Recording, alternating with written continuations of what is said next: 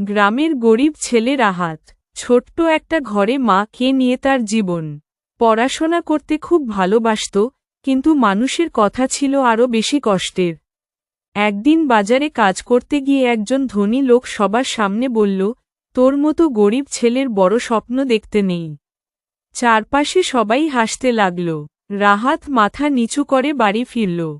চোখে পানি, বুক ভরা অপমান। মা শুধু বললেন, বাবা, অপমানের জবাব মুখে না, কাজে দিতে হয়। সেই কথাটা রাহাতের মনে গেঁথে গেল। দিনে কাজ, রাতে পড়াশোনা। মানুষ তাকে পাগল বলতো, ব্যর্থ বলতো, হাসাহাসি করত। কিন্তু সে থামেনি। বছর কেটে গেল। একদিন সেই গ্রামেই বড় একটা অনুষ্ঠানের আয়োজন হল। শহর থেকে একজন সফল ব্যবসায়ী আসবে বক্তৃতা দিতে। সবাই অবাক। মঞ্চে উঠে দাঁড়াল সেই রাহাত, যে ছেলেকে একদিন সবাই অপমান করেছিল, আজ সে নিজের পরিশ্রমে বড় ব্যবসায়ী। ভিড়ের মধ্যে দাঁড়িয়ে ছিল সেই ধনী লোকটাও। লজ্জায় মাথা নিচু। রাহাত মুচকি হেসে বলল, মানুষের অপমান আমাকে ভাঙতে পারেনি, বরং আরও শক্ত হতে শিখিয়েছে। সেদিন সবাই বুঝেছিল